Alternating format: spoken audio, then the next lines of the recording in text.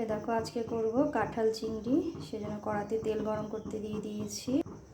এবার দিয়ে দেবো তেজপাতা, দিয়ে দিলাম গোটা জিরে, একটু হয়ে উঠুক, তারপরে হচ্ছে কেটে রাখা পেঁয়াজ আর রসুন দিয়ে দেবো।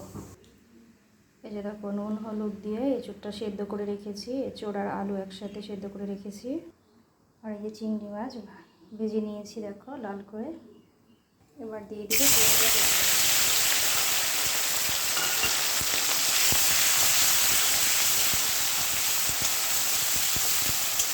পেঁয়াজ আর রসুনটা ভালো ভাজা হয়ে এলে মশলা দিয়ে দেবো।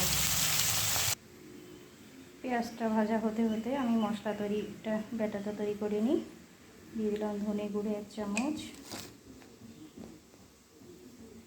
তারপর দিয়ে দিলাম জিরে গুঁড়ো বেশ খানিকটা, আর যেটা একটু গ্রেট করে রেখেছি আদাটা এর মধ্যে দিয়ে দেবো অল্পটা হলুদ, খুব বেশি দেবো না কারণ হলুদ দিয়ে সেদ্ধ করে রাখা আছে। আর দিয়ে দেবো লঙ্কার গুঁড়ো বেশ খানিকটা।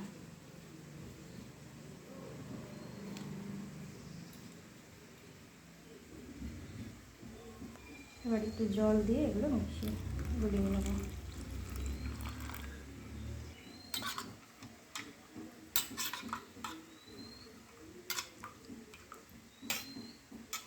খুব পেঁয়াজটা ভাজা হয়ে গেছে, এবার এর মধ্যে গোলানো মশলাটা দিয়ে দেবো।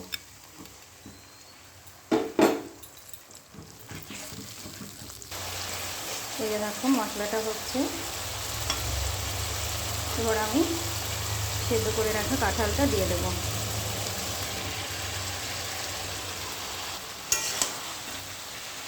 কাঁঠালটা কিন্তু আগে থেকে লবণ দিয়ে সেদ্ধ করা, তাই লবণটা আর দেবো না।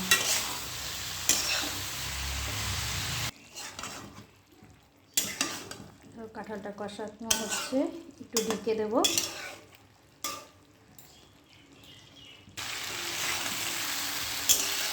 দেখো এঁচোড়টা কষানো হয়ে গিয়েছে, এবার জল দিয়ে দেবো। তেল ছেড়ে দিয়েছে দেখো।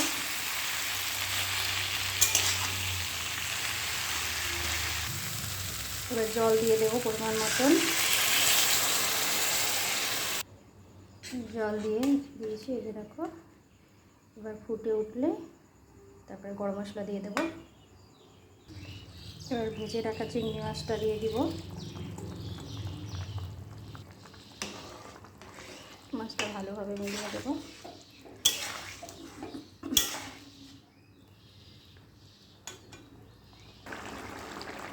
তরকারিটা ফুটে উঠেছে, এবার দিয়ে দেবো গরম মশলা।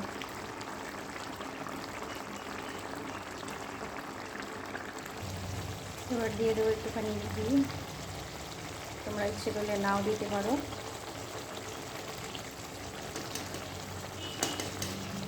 ঘি দিলে ভালো লাগে খেতে।